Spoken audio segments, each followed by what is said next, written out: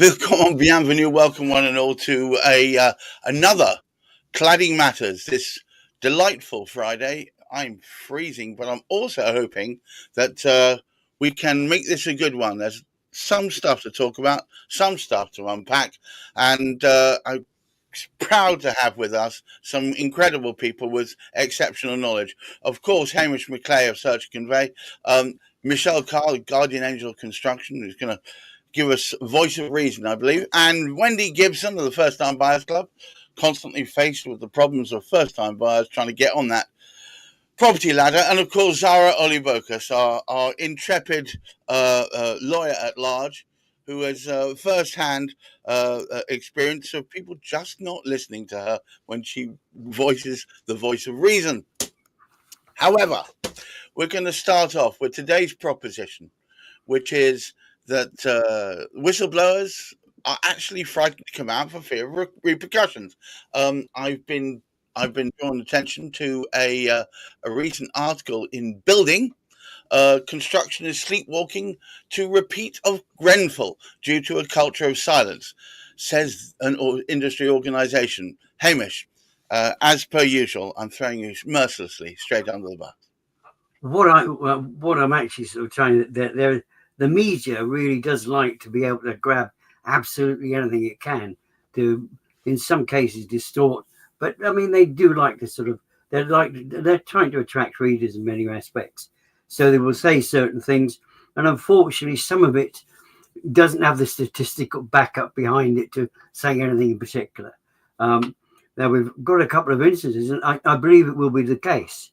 There are instances where there is concern for what's going on within certain constructions. However, if it's not published and we don't have the statistics to prove it, what can we actually say about it? Let's keep an eye open for those, because there is always that danger, because there are people who will do things. Whatever the regulations are, they will find a way around it, some people, if they can. Now, it's fortunate today that we have with us experts who are dealing with this situation. We were hoping Steve would be along. Maybe he will join us in due course to actually sort of speak about the current developments this particular week. I know, in fact, the Earl of Lytton's efforts to support what's going on and help with the remediation process with all of these cladding incidents could do with some signatures now. It's up and on the move, and it's looking to gather some more signatures just to push the support. It's going through the House of Lords. It's being discussed there. We'll just bring some other stuff in. But in the first place, let's just sort of look at it. We've had some information come back from the National Audit Office, which is saying there's a shortfall in what's available presently to actually sort out what's going on with cladding. But I think probably Michelle might be the best one to open to actually save the alarm that many people might have about this suggestion that certain matters aren't being looked into when the new bills are taking place. Dear Michelle, are people scared stiff of speaking out?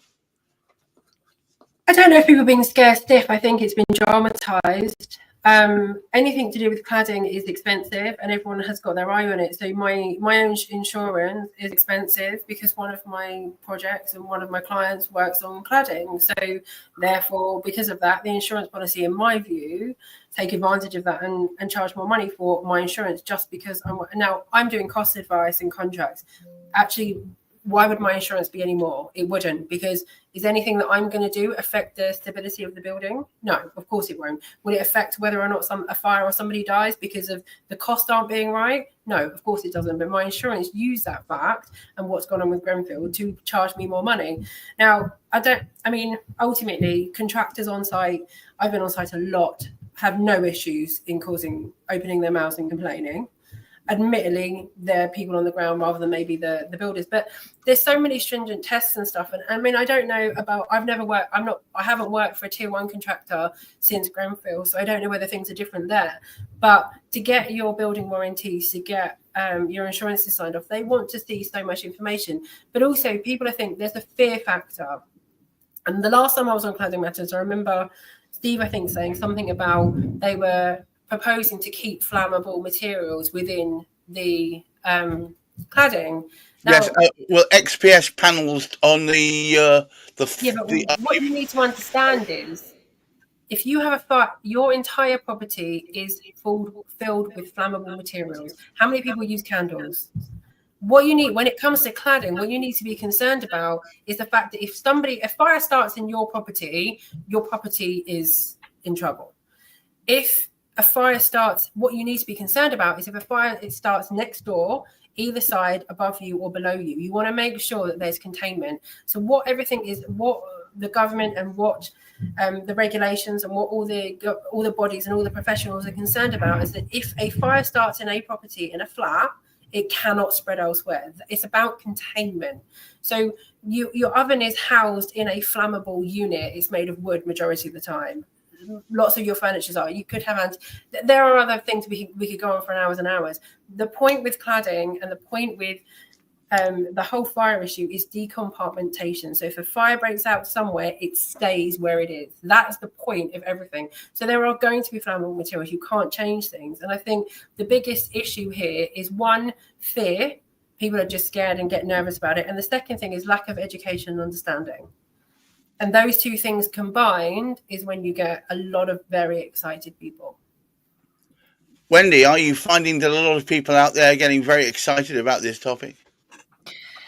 From the first-time buyer's perspective, no, because a lot of them are completely unaware of the fact that there are cladding issues on blocks of flats. They seem to think that because Grenfell happened so many years ago, and this has been spoken about infinitum, that the whole issue has been resolved. So it's only when properties go into legal due diligence phase and all the paperwork starts to get looked at that they are beginning to realize that actually what they're looking to buy might have cladding issues.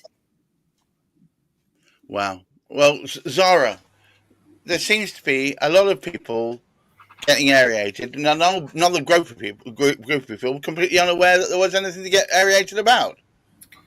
Yeah, it's just going on from what Wendy said. There's so many people that are unaware. I mean, literally this morning I've had conversations with people who don't realise what the fallout from Grenfell is, and even other, conveyancers in other firms not realising the implications of the Building Safety Act, regardless of height.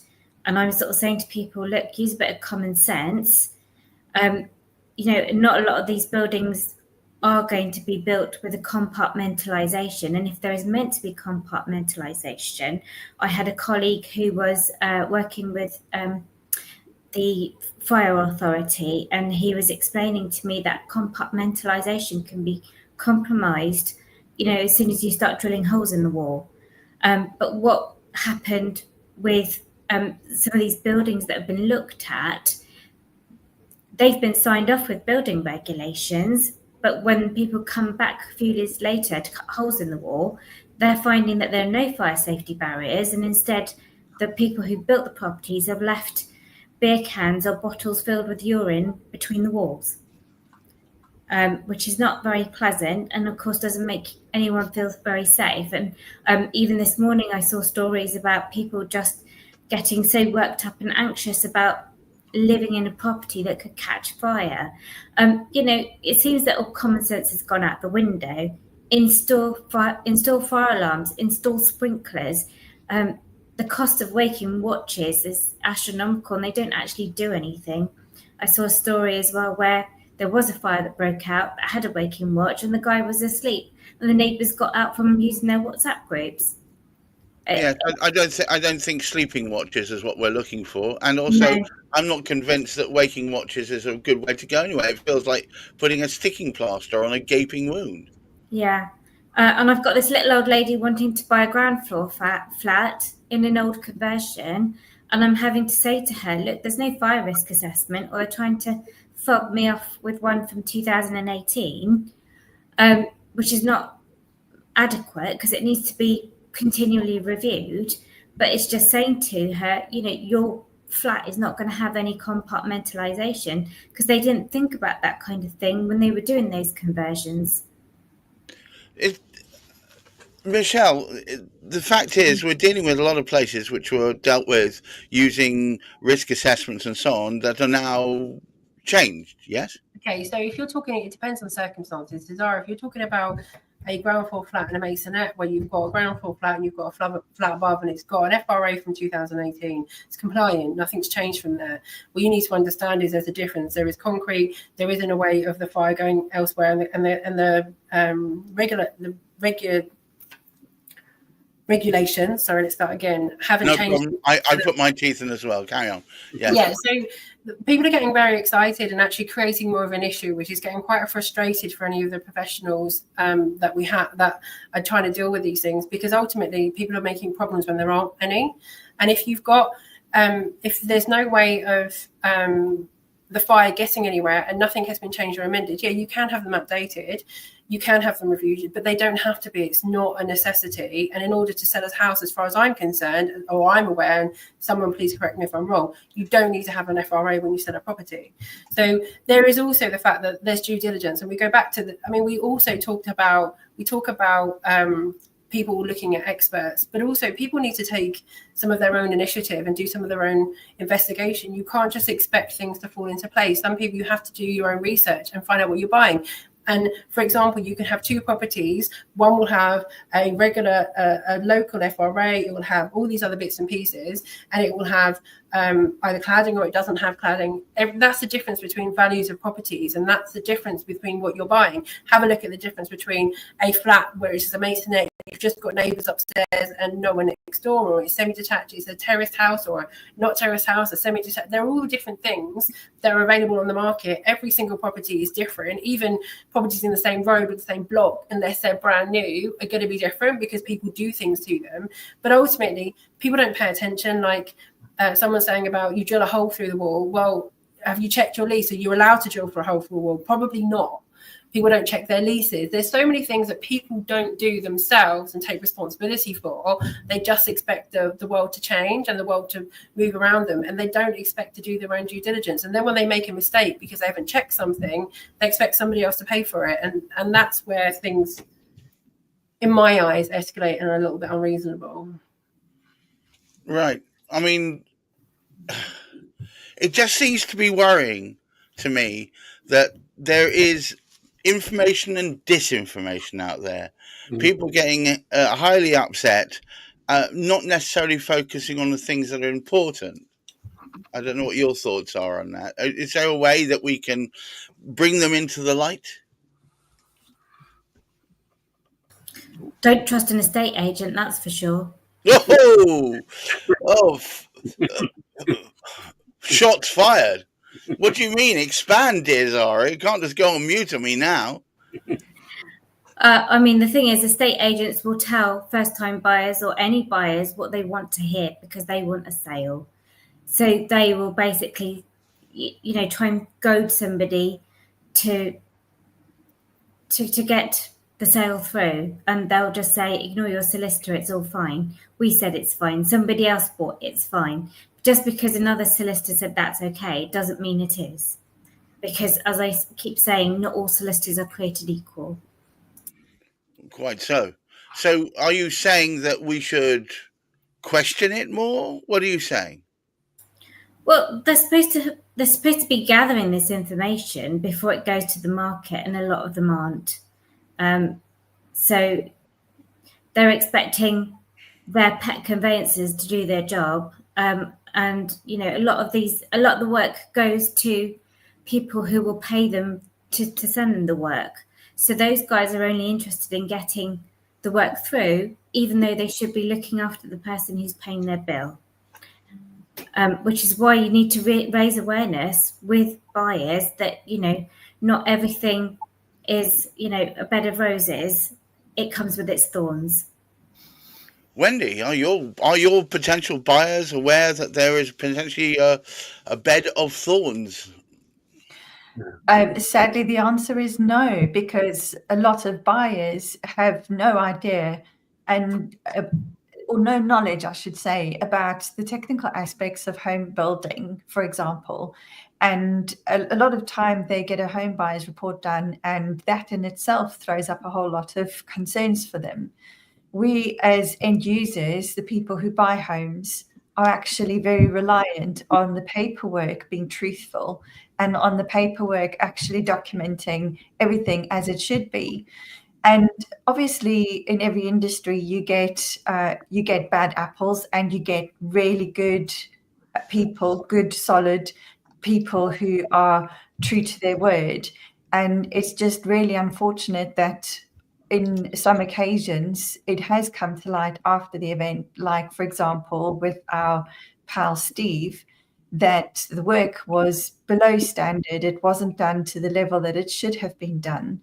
And it's only come about after the event, and in particularly since all the investigations have been done after the Grenfell tragedy. So there are checks and balances that are supposed to be put in place to make sure that everything is built according to the standards that they should be. But somewhere along the line, things are still slipping through. And this is, if they didn't, we wouldn't be having the conversation that we're having today. According to the Fire Safety Act, Michelle, how often do FRAs need to be reviewed? To be honest, I can't answer that question because I don't deal with post. I only deal with up to the construction stage. And once it's construction, sorry, apologies. I thought this was something you'd be over. All right, no problem at all. I can answer that for you, Gareth. Oh, lovely, Zahrah. So I've just put a link in the chat. It should be reviewed as a minimum every 2 years, but it will say on the actual first assessment when it next needs to be reviewed. Finally, thank goodness, I managed to yank him out of one of his other meetings. We have Steve Day, Building Safety Scheme, the man at the centre of all this business at Royal Artillery Quays. Today's proposition, Steve, is Cladding Matters whistleblowers frightened to come out for fear of repercussions. Is that your experience? Yeah, I think it's a very technical area, building safety, and I think what we've found is a lot of our concerns are dismissed. So, to give you an update on Royal Artillery Quays, I've raised serious building regulation breaches with the fire shaft. They're meant to be enclosed in a compartment, which is like a big shaft with fire doors at the bottom. We were just talking about compartmentation, actually. Yeah, absolutely. Yeah, so they're all open now. I raised that with the Assistant Commissioner of the Fire Brigade, and they sent me an email saying it's all broadly compliant, despite Greenwich Council in 2019 saying that the compartmentation wasn't there and it didn't meet the regulations at the time of construction using the 2000 building regs. So there's a clear difficulty there for the Fire Brigade because they are the enforcing authority. They have the power to issue an enforcement notice against Barratt to actually fix these unlawful fire shafts. Now, the danger is post-Grenfell, one of the recommendations in the Grenfell Inquiry Report is for residents to be listened to, and their concerns on fire safety not dismissed by pretty much everyone. And the other part of our fight has always been, to get a solution that actually helped everyone in the country. And of course, that's where we're working with the Earl of Lytton on consumer protection for buildings. And that's what we'll be looking at going back to the Lords with. And effectively, there's 1.7 million excluded leaseholders in buildings below 11 metres where they own more than 3 buildings of any height, and also where they own the freehold. So all of those adding up to 1.7 million are exposed. And the National Audit Office did a report this week, which your viewers may have been aware of. And they've said there's around 9,000 to 12,000 buildings over 11 metres that MHCS estimates still need remediating. And there's around 7,000 that they don't know about. So that's really interesting. So where's that money coming from? And I'd question when they say there's 7,000 they don't know about it. If they don't know about it, they can't really estimate the number. Well, and also there's no estimation for the buildings below 11 metres. They don't want to tell you that number. And with our expose of EPS cladding on the BBC National News about 3 weeks ago, which featured Royal Artillery Quays, which showed it burns worse than Grenfell. The questions are, why should EPS be on buildings below 11 metres at all? Because of the toxicity of the fumes and the pool fires that it causes. But these issues will only be solved if the building industry take ownership of the issue. And I think what we found is that they're watering down the PAS standard to allow fire performance test evidence to be not required. So we don't know the risk of leaving the combustible material on. And, some combustible material may be fine. But if you don't have the fire performance test evidence to prove it, the trust has broken down at Royal Artillery Quays, and that's definitely required. Yeah, I suppose it is a case of can open worms everywhere. Michelle, as you said earlier, and you've said many times, houses are flammable. Flats are flammable. You're going to have some of it. But the big thing that you were trying to hammer home, and forgive me, I'm passing over to you because this is really area that you bang on about a lot. Compartmentation is the key. Yeah. So ultimately, nobody cares whether the building withstands a fire. That's not the point. The point is that the building withstands a fire long enough for people to get out. So that's why you'll have 60 minutes, 90 minutes. Like I've been in situations where you've got a lift that you're not even allowed to use in a fire. It's got a 90-minute protection, but the rest of the building and the walls around it have only got 30 minutes.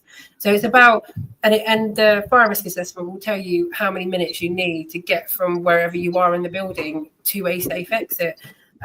So it's all dependent. You will never get a building that isn't flammable and that's going to withstand a fire. And ultimately, if it does withstand a fire, it's unlikely to withstand the water to put the fire out, because that's what does most damage. In a fire, it's not the fire itself, it's the water damage putting the fire out that causes most havoc. So you're never going to have a building that isn't flammable, because what's the point? Everything that we bring into a building is flammable. We cook until we stop cooking and everything is, I don't know, plastic or whatever, I don't know. It's always going to be flammable. So it's using reason, being reasonable. And yeah, I don't know the specifics of how your building was built, Steve, but in many projects we've had fire shafts that have openings in them because the purpose of the fire shaft is to extract the smoke. So I've got two buildings that are very, very similar, and they've got very different systems. One system, everything shuts down when there's a fire, there's fire dampers and it closes everything off. Another system shuts all the windows, opens up extracts, and it literally sucks the smoke out, because ultimately it's not the fire that kills people, it's the smoke. So it's understanding what every building is different. So there's a lot of generalizations going on here, and they always do, but it's impossible because every building is designed differently.